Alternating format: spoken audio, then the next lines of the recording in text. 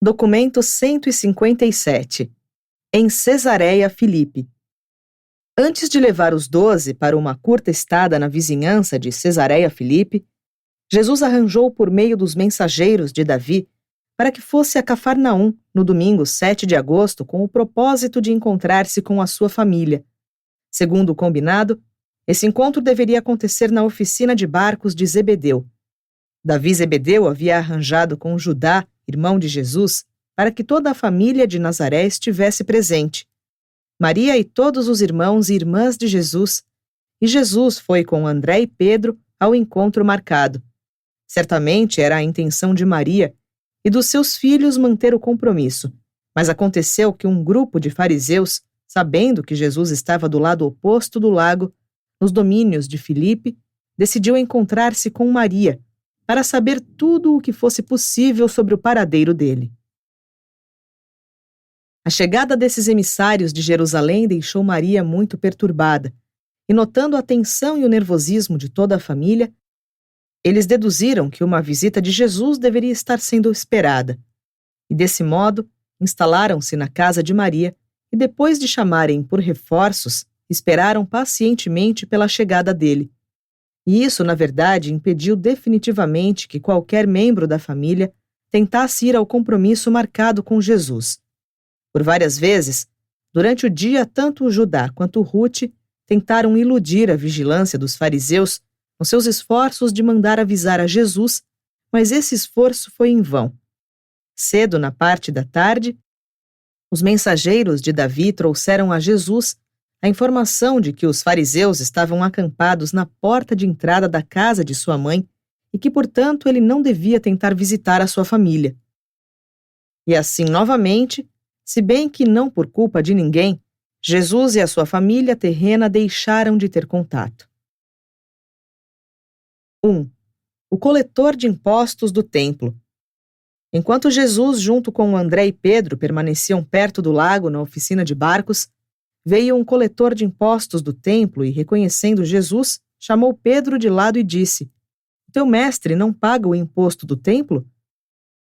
Pedro estava inclinado a mostrar indignação com a sugestão de que se esperava que Jesus contribuísse para a manutenção das atividades religiosas dos seus inimigos jurados, mas percebendo uma expressão peculiar no rosto do coletor, ele acertou em supor que o propósito era pegá-los no ato de recusarem-se a pagar o costumeiro meio ciclo para sustentar os serviços do templo em Jerusalém.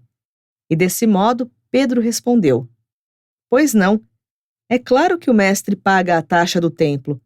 Espere no portão e logo eu voltarei com o dinheiro do imposto." Ora, Pedro havia falado sem refletir. Judas, que tinha a posse dos fundos, estava do outro lado do lago. Nem ele, nem o seu irmão, nem Jesus haviam trazido qualquer dinheiro consigo. E sabendo que os fariseus estavam procurando-os, eles não podiam ir até Betsaida para conseguir o dinheiro. Quando Pedro contou a Jesus sobre o coletor e que havia prometido o dinheiro a ele, Jesus disse: "Se prometeste, então devereis pagar. Mas com que irás cumprir o prometido? Tu irás tornar-te de novo um pescador para poder honrar a tua palavra?" Entretanto, Pedro, nestas circunstâncias, é bom que paguemos o imposto. Não podemos dar a esses homens a oportunidade de se ofenderem com alguma atitude nossa. Esperaremos aqui, enquanto tu vais com o barco jogar a rede buscando os peixes. Quando os houverdes vendido, lá no mercado, pagarás ao coletor por todos nós 3. Tudo isso tinha sido ouvido pelo mensageiro secreto de Davi, que havia ficado por perto, e que então fez um sinal para um companheiro que pescava perto da margem, para que viesse depressa.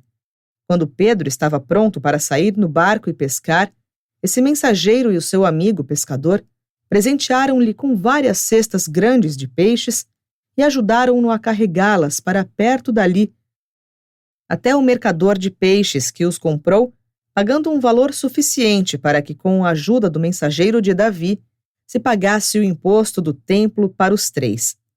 O coletor aceitou o dinheiro, antecipando a penalidade pelo pagamento atrasado, por terem estado durante algum tempo ausentes da Galileia. Não é de se estranhar que os vossos registros tragam uma cena de Pedro pagando um peixe que tinha um dinheiro na boca. Naqueles dias, corriam muitas histórias por achar tesouros na boca de peixes. Tais lendas, quase de cunho miraculoso, eram comuns. Assim, quando Pedro os deixou para ir ao barco, Jesus observou, não sem um certo humor: estranho que os filhos do rei devam pagar tributo. Em geral, é um estrangeiro que é taxado para ficar na corte, mas convém que não deixemos nada em que as autoridades possam tropeçar. Vai, talvez tu pegues o peixe com o dinheiro na boca. Jesus teria falado assim e Pedro, tão rapidamente, teria voltado com o dinheiro do imposto. Com isso, não é de se surpreender que o episódio se tenha espalhado mais tarde, transformado em um milagre, como está registrado pelo escritor do Evangelho segundo Mateus. Jesus, André e Pedro esperaram na praia até quase o entardecer. Os mensageiros trouxeram-lhes a informação de que a casa de Maria estava ainda sob vigilância. Portanto, quando escureceu, os 3 homens que esperavam entraram no barco e remaram lentamente para a margem oriental do Mar da Galileia. 2. Em Betsaida, Júlias. Na segunda-feira, 8 de agosto, enquanto Jesus e os 12 apóstolos estavam acampados no parque de Magadã, perto de Betsaida, Júlias, mais de 100 crentes, os evangelistas, o corpo de mulheres e outros interessados no estabelecimento do reino vieram de Cafarnaum para uma conferência.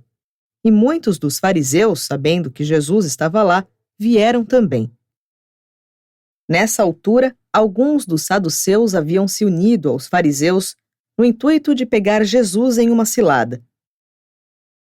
Antes de ir para a conferência reservada com os crentes, Jesus teve um encontro público no qual os fariseus estiveram presentes e eles incomodaram o mestre com perguntas e procuraram perturbar a assembleia de outras maneiras. Disse o líder dos perturbadores: Mestre, gostaríamos que nos desse um sinal da autoridade que tens para ensinar, e então, quando esse sinal acontecer, todos os homens venham a saber que tu foste enviado por Deus. E Jesus respondeu-lhes: Quando for a tardinha, vós direis que fará bom tempo, porque o céu está vermelho. Pela manhã direis que fará mau tempo, porque o céu está vermelho e que as nuvens abaixaram. Quando virdes uma nuvem subindo a oeste, direis que as chuvas virão. Quando o vento soprar do sul, direis que virá um calor tórrido. Como é que sabeis tão bem discernir a face dos céus, se sois tão incapazes para discernir os sinais dos tempos? Para aqueles que conhecem a verdade, já foi dado um sinal, mas para uma geração hipócrita e com a mente cheia de maldade, nenhum sinal será dado. E depois de dizer isso, Jesus retirou-se e preparou-se para a conferência da noite com os seus seguidores. Nessa conferência, ficou decidido que seria organizada uma missão unificada em todas as cidades e aldeias da Decápolis, tão logo Jesus e os 12 voltassem da visita que fariam a Cesareia Filipe. O mestre participou do planejamento da missão da Decápolis e, ao despedir-se do grupo, falou: Eu vos digo, tende cuidado com a influência dos fariseus e dos saduceus. Não vos enganeis com a exibição de um grande saber e a profunda lealdade que demonstram ter as formas da religião. Preocupai-vos apenas com o espírito da verdade viva e com o poder da verdadeira religião. Não é o medo de uma religião morta que vos salvará, mas sim a vossa fé em uma experiência viva, com as realidades espirituais do reino. Não permitais a vós próprios tornar-vos cegos pelo preconceito e paralisados pelo medo. Nem permitais à reverência às tradições desvirtuar o vosso entendimento daquilo que os vossos olhos não veem e os vossos ouvidos não ouvem. O propósito da verdadeira religião não é meramente trazer a paz, mas sim assegurar o progresso. E não pode haver paz no coração, nem progresso na mente, se não estiverdes amando de todo o coração a verdade e os ideais das realidades eternas. As questões da vida e da morte estão sendo colocadas bem diante de vós. Os prazeres pecaminosos do tempo contra as realidades justas da eternidade. E agora mesmo devieis começar a encontrar a libertação da servidão do medo e da dúvida, ao entrardes na nova vida de fé e da esperança. E quando os sentimentos do serviço ao vosso semelhante nascerem na vossa alma, não os sufoqueis. Quando as emoções do amor pelo vosso semelhante brotarem dentro do vosso coração, deveis dar expressão a esses impulsos de afeto, na ministração inteligente às necessidades reais dos vossos semelhantes. 3. A confissão de Pedro. Cedo naquela manhã de terça-feira, Jesus e os 12 apóstolos saíram do parque de Magadã rumo a Cesareia Filipe, a capital de domínio do tetrarca Filipe. Cesareia Filipe situava-se em uma região de uma beleza magnífica. Estava abrigada em um vale encantador entre colinas por onde o Jordão corria, saindo de uma grota subterrânea. O cimo do Monte Hermon proporcionava visão plena para o norte, enquanto das colinas ao sul tinha-se uma vista magnífica do Alto Jordão e do Mar da Galileia. Jesus havia ido ao Monte Hermon nas suas primeiras experiências com os assuntos do reino, e agora que estava entrando na época final do seu trabalho, desejava retornar a esse lugar de provações e de triunfos, onde esperava que os apóstolos pudessem ganhar uma nova visão das próprias responsabilidades e adquirir uma nova força para os períodos difíceis que viriam. À medida que caminhavam, quando passavam ao sul das águas de Merom, os apóstolos começaram a conversar entre si sobre as suas experiências recentes na Fenícia e em outros lugares, e comentaram como a mensagem deles havia sido recebida e como os diferentes povos consideravam o seu mestre. Ao pararem para o almoço, Jesus subitamente lançou pela primeira vez aos 12 uma pergunta tal como jamais havia feito a respeito de si próprio. Esta foi a pergunta surpreendente que lhes fez Jesus: quem os homens dizem que sou? Jesus passara longos meses treinando esses apóstolos quanto à natureza e ao caráter do reino do céu, sabendo muito bem que havia chegado a época em que devia começar a ensinar a eles mais sobre a sua própria natureza e a sua relação pessoal com o reino.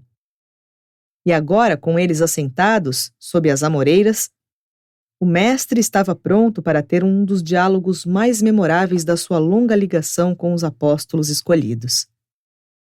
Mais da metade dos apóstolos participou das respostas à pergunta de Jesus.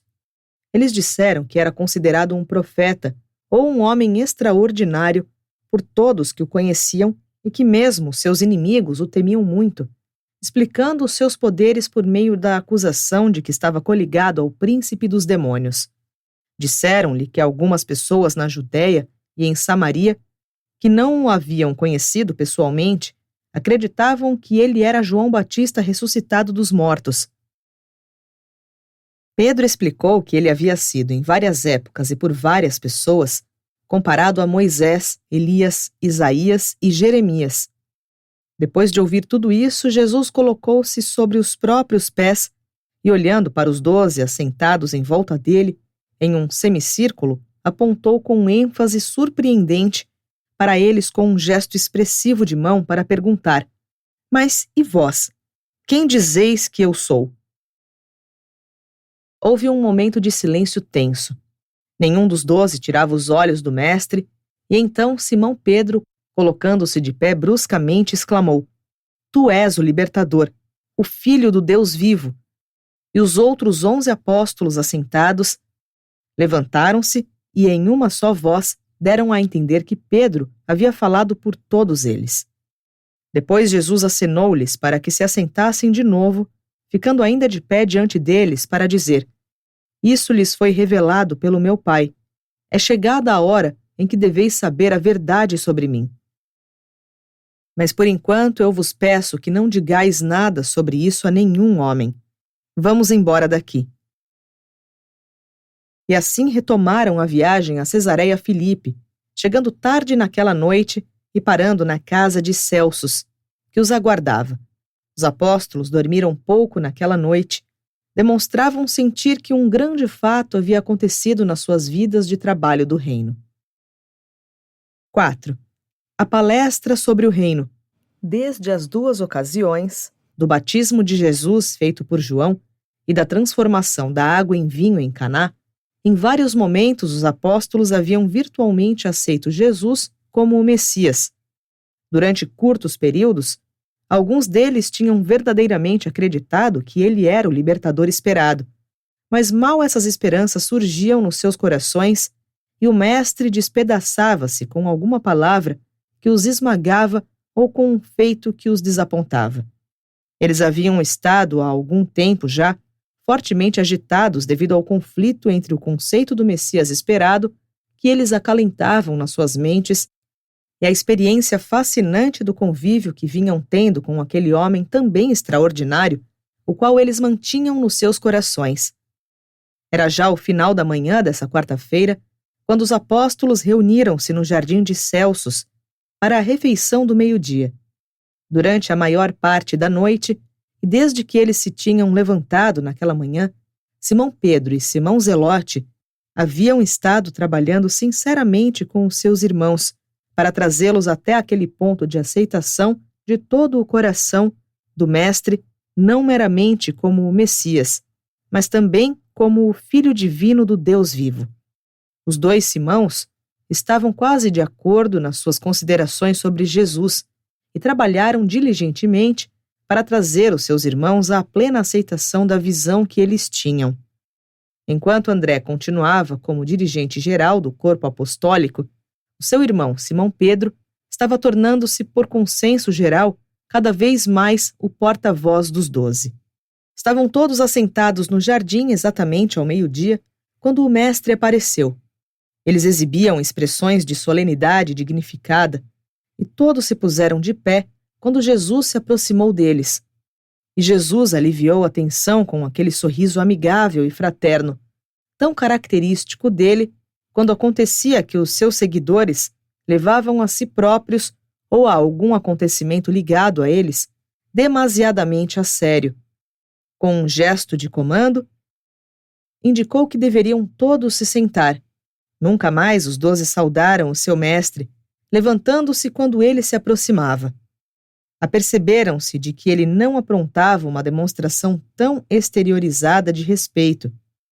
Depois de haver compartilhado a refeição e quando estavam empenhados em discutir os planos da próxima viagem pela Decápolis, Jesus, subitamente olhando-os nos seus rostos, disse: Agora que se passou todo um dia, desde que vós consentistes na declaração de Simão Pedro a respeito da identidade do Filho do Homem, eu gostaria de perguntar se ainda vos mantendes fiéis àquela conclusão. Ao escutar isso, os 12 puseram-se de pé e, dando uns passos na direção de Jesus, Simão Pedro disse: Sim, mestre, nos mantemos. Nós cremos que tu és o Filho do Deus vivo. E Pedro voltou a assentar-se junto com os seus irmãos. Jesus, então, ainda de pé, disse aos 12: Sois meus embaixadores escolhidos. Contudo, nas circunstâncias atuais, sei que não poderíeis chegar a essa crença em resultado de um conhecimento meramente humano. Esta é uma revelação do Espírito do meu Pai ao interior das vossas almas. E assim, por confessardes essa convicção vinda do discernimento do Espírito do meu Pai residente dentro de vós, sou levado a declarar que sobre esse fundamento eu edificarei a fraternidade do reino do céu. Sobre essa rocha de realidade espiritual, edificarei o templo vivo da fraternidade espiritual, das realidades eternas do reino do meu Pai. Todas as forças do mal e as hostes do pecado não prevalecerão contra essa fraternidade humana de Espírito Divino. E enquanto o Espírito do meu Pai for o guia e o mentor divino de todos que entrarem nos laços dessa fraternidade do Espírito, a vós e aos vossos sucessores eu entrego agora as chaves do reino exterior, a autoridade sobre as coisas temporais, as partes sociais e econômicas essenciais dessa associação de homens e mulheres como companheiros neste reino. E, novamente, ele os incumbiu, por enquanto, de não dizer a ninguém que ele era o Filho de Deus. Jesus estava começando a ter fé na lealdade e na integridade dos seus apóstolos. O mestre concebia que uma fé que pôde resistir a tudo aquilo, pelo qual os seus representantes escolhidos tinham passado recentemente, sem dúvida, resistiria às provações veementes que tinham pela frente. E pois que essa fé emergiria do naufrágio aparente de todas as esperanças deles, na nova luz de uma nova dispensação, e assim, essa fé seria capaz de continuar a iluminar um mundo que permanecia nas trevas. Nesse dia, o mestre começou a crer na fé dos seus apóstolos, exceto na de um deles. E desde aquele dia, esse mesmo Jesus esteve construindo aquele templo vivo sobre aquela mesma fundação eterna da sua divina filiação, e aqueles que assim se tornaram os filhos conscientes de Deus passaram a ser as pedras humanas, a constituir-se neste templo vivo de filiação, erigido para a glória e a honra da sabedoria e do amor do Pai eterno dos Espíritos. E quando terminou de falar, Jesus ordenou aos 12 que fossem a sós até as colinas, em busca de sabedoria, força e guiamento espiritual, até a hora da refeição da noite. E eles fizeram o que o mestre lhes havia aconselhado. 5. O novo conceito. O aspecto novo e vital da confissão de Pedro era o reconhecimento claro e nítido de que Jesus era o Filho de Deus, da sua inquestionável divindade. Desde o seu batismo e das bodas em Caná, esses apóstolos o haviam, de modos variados, considerado como o Messias. Contudo, não fazia parte do conceito judeu do libertador nacional que ele devesse ser divino. Os judeus não haviam ensinado que o Messias teria uma origem divina. Ele deveria ser o ungido. Mas dificilmente eles o teriam considerado como sendo o Filho de Deus. Quando da segunda confissão dos apóstolos, foi colocada mais ênfase na natureza combinada, no fato superno de que ele era o Filho do homem e o Filho de Deus, e foi nessa grande verdade da união da natureza humana com a natureza divina que Jesus declarou que ele iria construir o reino do céu. Jesus havia buscado viver a sua vida na terra e completar a sua missão de auto-outorga como o Filho do homem. Os seus seguidores estavam dispostos a considerá-lo o Messias esperado. Sabendo que jamais poderia atender àquelas expectativas messiânicas, Jesus esforçou-se para efetuar essa modificação no conceito que faziam do Messias, de um modo que o capacitava parcialmente a satisfazer as expectativas deles. Agora, entretanto, ele reconhecia que um tal plano dificilmente poderia ser levado adiante com êxito. E, portanto, escolheu ousadamente revelar o terceiro plano, o de anunciar abertamente a sua divindade, de reconhecer a verdade da confissão de Pedro e diretamente proclamar aos 12 que de fato era um filho de Deus. Durante 3 anos, Jesus estivera proclamando ser o Filho do homem, enquanto durante esses mesmos 3 anos, os apóstolos haviam insistido cada vez mais no fato de que ele era o esperado Messias judeu. E agora, ele revelava ser o Filho de Deus e que, sobre o conceito da natureza combinada de Filho do homem e de Filho de Deus, ele determinara edificar o reino do céu. Jesus decidira não fazer mais esforços para convencê-los de que não era o Messias, e propunha agora ousadamente revelar a eles o que ele é, e então ignorar a determinação deles de persistir em considerá-lo o Messias. 6. Na tarde seguinte, Jesus e os apóstolos permaneceram mais um dia na casa de Celsos, esperando que os mensageiros de Davi Zebedeu chegassem com os fundos. Em seguida ao colapso da popularidade de Jesus junto às massas, ocorreu uma grande queda na receita. Quando eles chegaram a Cesareia Filipe, o fundo de caixa estava esvaziado. Mateus permaneceu relutante em deixar Jesus e os seus irmãos nessas circunstâncias, mas realmente não possuía fundos próprios disponíveis para passar a Judas, como tantas vezes fizera no passado. Contudo, Davi Zebedeu havia previsto essa provável diminuição da receita e por isso mesmo instruiu aos seus mensageiros para enquanto percorriam o caminho da Judéia, Samaria e Galiléia, que atuassem como coletores de dinheiro, o qual seria enviado aos apóstolos exilados e ao seu mestre. E assim, na noite daquele dia, esses mensageiros chegaram a Betsaida trazendo fundos suficientes para sustentar os apóstolos até o seu retorno, com o fito de embarcar para a campanha da Decápolis. Mateus esperava ter o dinheiro da venda da sua última propriedade em Cafarnaum naqueles dias, tendo arranjado para que esses fundos fossem anonimamente revertidos para Judas. Nem Pedro nem os outros apóstolos possuíam uma concepção muito adequada da divindade de Jesus. Eles mal divisavam que esse seria o começo de um novo período na carreira do seu mestre na terra, o período em que o instrutor curador estava tornando-se o Messias recentemente concebido, o Filho de Deus. Desse momento em diante, um novo tom surgiu na mensagem do Mestre. Doravante, o seu único ideal de vida seria a revelação do Pai, enquanto a única ideia do seu ensinamento seria apresentar o seu universo, a personificação daquela sabedoria suprema que apenas pode ser compreendida sendo vivida. Ele veio para que todos nós pudéssemos ter a vida e tê-la mais abundantemente. Jesus entrava agora no quarto e último estágio da sua vida humana na carne. O primeiro estágio fora o da sua infância, os anos em que ele era apenas indistintamente consciente da sua origem, natureza e destino como um ser humano. O segundo estágio foi aquele de sua autoconsciência crescente, nos anos da sua adolescência e da sua juventude de homem, e durante o qual ele veio a compreender mais claramente a sua natureza divina e a sua missão humana. Esse segundo estágio terminou com as experiências e as revelações ligadas ao seu batismo. O terceiro estágio da experiência terrena do Mestre estendeu-se do batismo até os anos da sua ministração como mestre e curador e até a memorável hora da confissão de Pedro em Cesareia Filipe.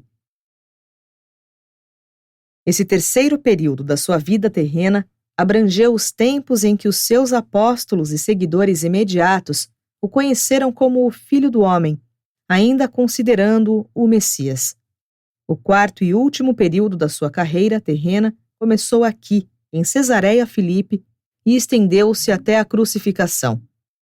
Esse estágio da sua ministração foi caracterizado pela sua declaração de divindade e abrange as obras do seu último ano na carne.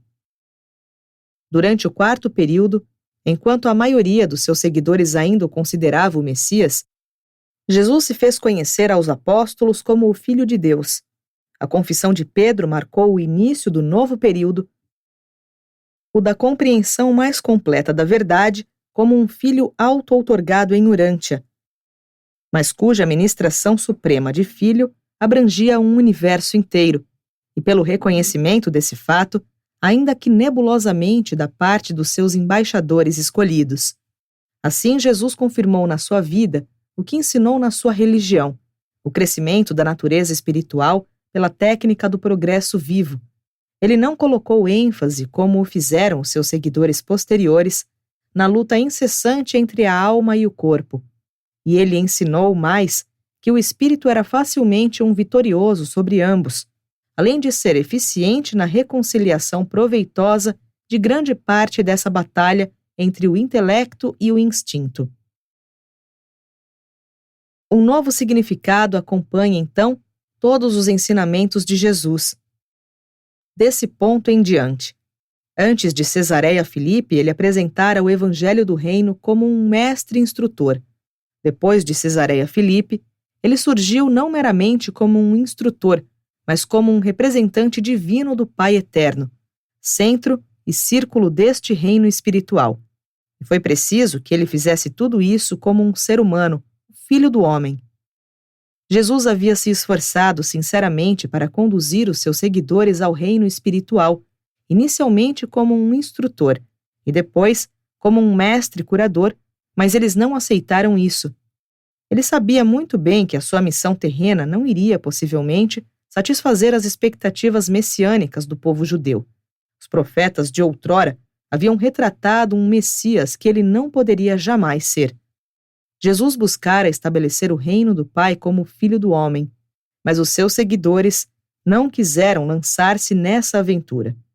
Jesus, percebendo isso, então escolheu satisfazer parcialmente aos seus crentes, e ao fazer isso, preparou-se abertamente para assumir o papel do Filho auto-outorgado de Deus. E desse modo os apóstolos ouviram muitas coisas novas, quando Jesus conversou com eles nesse dia no jardim. E alguns desses pronunciamentos soaram estranhos, até mesmo para eles. Entre outros anúncios surpreendentes, eles ouviram alguns como os seguintes: de agora em diante, se um homem quiser um lugar em nossa fraternidade, que ele assuma as obrigações da filiação e me siga. E quando eu não estiver mais convosco, não penseis que o mundo tratar-vos-á melhor do que o fez ao vosso mestre. Se vós me amais, preparai-vos para provar essa afeição com a vossa disposição de fazer o sacrifício supremo. E observai as minhas palavras. Eu não vim para chamar os justos, mas os pecadores. O Filho do Homem não veio para que lhe ministrassem, mas sim para que ele próprio ministrasse e desse sua vida como dádiva a todos. Eu declaro-vos que vim para buscar salvar aqueles que estão perdidos. Nenhum homem neste mundo agora vê o Pai, exceto o Filho que veio do Pai. Mas se o Filho for elevado, ele elevará todos os homens consigo, e quem acreditar nessa verdade de que a natureza do Filho é uma combinação de Pai e Filho, receberá o dom de uma vida que transcenderá todas as idades. Ainda não podemos proclamar abertamente que o Filho do Homem é o Filho de Deus, mas isso foi revelado a vós, e é por isso que eu falo ousadamente a vós sobre tais mistérios. Embora eu me apresente diante de vós por meio desta presença física, eu venho de Deus, o Pai.